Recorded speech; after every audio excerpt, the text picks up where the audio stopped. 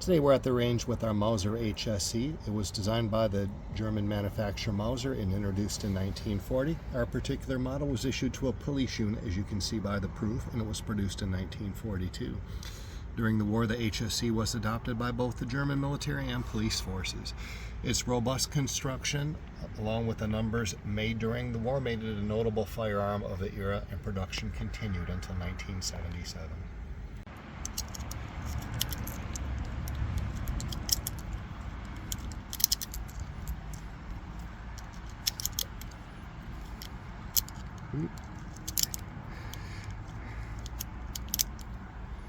We found this to be one of the smoothest shooting of the handguns.